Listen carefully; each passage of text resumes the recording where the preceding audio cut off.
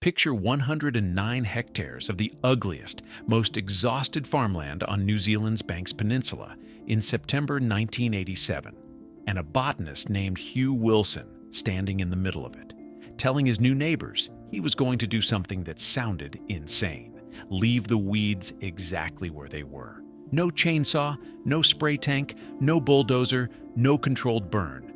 Just walk away and let 90 years of public enemy number one keep growing. His neighbors were certain they were watching a slow-motion disaster begin. Here's what actually happened instead. That hillside grew itself back into a forest, with zero trees ever planted by human hands, using the very weed an entire farming culture had spent a century trying to wipe out. No spraying campaign, no planting budget, just time. 4 decades on, this isn't a feel-good rumor. It's documented in peer-reviewed science. Stick around, because the mechanism behind it will change how you look at weeds in your own garden. New Zealand's government had put this plant on its noxious weed list back in 1900, and for the better part of a century, the farming playbook never wavered. Spray it, torch it, rip it out with machinery, and repeat the whole cycle the moment it grew back. The previous owner of this exact hillside had thrown everything at it: chemical spraying, bulldozed slopes, fire breaks cut along the ridges by hand. None of it held. Each round of destruction only made the regrowth denser until the weed had swallowed more than half the farm. A Christchurch businessman who'd been quietly banking money for a conservation purchase since the late 1970s went looking for someone who actually understood plants, and found a botanist named Hugh Wilson with an unusual resume. Years spent mapping alpine flora at Ioraki Mount Cook, more years cataloging everything growing on Stewart Island, and a Department of Conservation survey of Banks Peninsula he'd just wrapped up. From that survey work, he already knew the uncomfortable number. This coastline had once been unbroken native forest from the mountaintops down to the shoreline, and by 1987, less than 1% of it still existed anywhere on the peninsula. What his fieldwork also turned up was something none of the frustrated farmers had ever noticed. Down at ground level, hidden inside the shade of the thorns everyone hated, a new generation of native plants was quietly establishing itself. No human had sown a single seed. A handful of names kept turning up in his notes: fuchsia and wineberry pushing up in the gloom, lemonwood and five-finger seedlings taking hold, kikiwai and maho finding a foothold nobody had given them permission for. Here's the part almost nobody in 1987 wanted to accept: the weed itself was quietly building the conditions for its own replacement. Botanically, it belongs to the legume family, the same family as clover and garden beans, which means its roots pull nitrogen straight out of the air and deposit it into soil that a century of grazing had stripped bare. Add to that its sheer physical bulk. A fully grown stand reaches roughly 3 meters, dense enough with thorns that no grazing animal, whether sheep, cattle, deer, or goat, can force its way through. That density does double duty. It fertilizes the ground beneath it and throws down heavy shade at the same time. Wilson turned that mechanism into a published paper in the New Zealand Journal of Botany in 1994, and the timeline in it runs like this. For roughly its first decade, the plant grows aggressively, and then its own weight becomes its downfall. The stems start collapsing under themselves, opening gaps in the canopy. Sunlight pours back down onto ground that's already been enriched and shielded from grazing the whole time. The catch is that the weed can only survive in full sun, so once its own canopy breaks open, it has signed its own death warrant, while the shade-loving native seedlings sheltering beneath it are built for exactly this moment. They climb upward through the gaps, steal the remaining light from the parent plant above them, and the weed collapses for good, breaking down into the forest floor it helped create. The exact species farmers had spent decades trying to eliminate had been running the fastest available shortcut back to native bush the entire time. But knowing the biology didn't settle anything on the ground. What was actually happening to that gorse depended on one thing nobody had accounted for. Yet local council rules still forced a strip of gorse to be cleared along the property's fence lines, so that's all that was cut. A border, nothing more.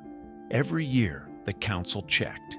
Every year, the neighbors watched the interior of the property stay solid yellow. Families who'd farmed the next valleys for generations were convinced the seed would blow across the fence and ruin them too. Then in 1988, the worst drought in a generation hit the peninsula. Cattle on the surrounding farms were starving, the paddocks had turned to dust, and the botanist opened his gate and let a neighboring farmer's cattle graze the parts of the reserve where grass was still holding. That farmer became a lifelong friend. For a long stretch, he was the only one. In 1991, the trust bought an adjoining 870-hectare station, and the workload jumped roughly tenfold overnight. The botanist ran the whole operation without owning a car, cycling a 90-kilometer round trip from Christchurch every 10 days before eventually moving into a solar-powered cabin on the land itself. Nothing about the gorse changed in appearance for 9 straight years. Then in 1997, it began falling over. Not everywhere at once, but in patches, exactly where the shade-loving natives had come up first.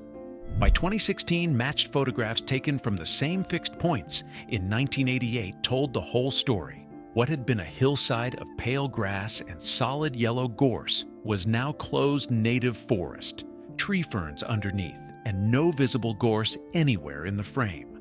The reason it finally worked wasn't the gorse changing, it was the grazing stopping. As long as sheep and cattle were on the land, every native seedling got eaten before it had a chance. Remove every grazing animal, remove the possums and goats and deer, keep out the fires, and gorse turns into exactly what it always was underneath.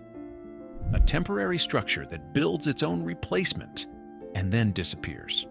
The entire management approach cost almost nothing beyond fencing, targeted control of the genuinely invasive species, and ongoing possum trapping. One recent trapping run alone caught 29 possums in 14 days.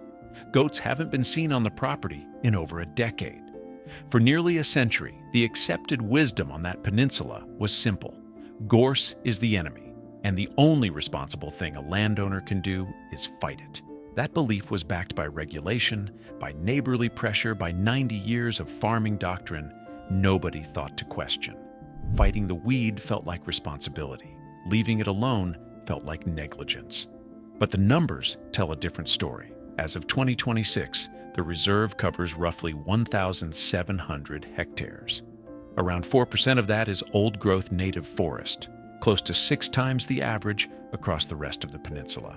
Approximately 350 native plant species have been recorded there, along with 35 native bird species, including teal ross, bellbird, brown creeper, rifleman, cure, and a native falcon that recolonized the area entirely on its own.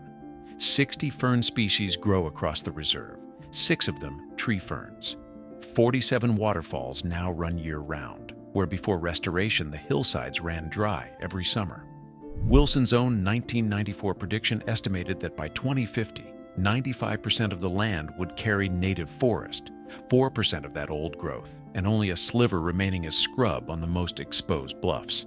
He made that prediction while the gorse was still standing 3 meters tall across half the property. Every survey since has tracked closer to that forecast than any peninsula project that used spraying, clearing, and planting.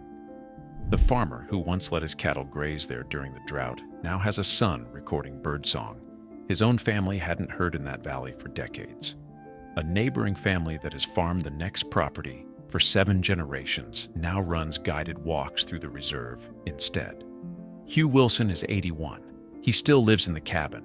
He still writes and illustrates the reserve's newsletter by hand, twice a year, and mails it to 2,000 supporters. He has never planted a single tree. Nothing was planted on that hillside. Nobody sprayed anything. The only action anyone took was refusing to touch it.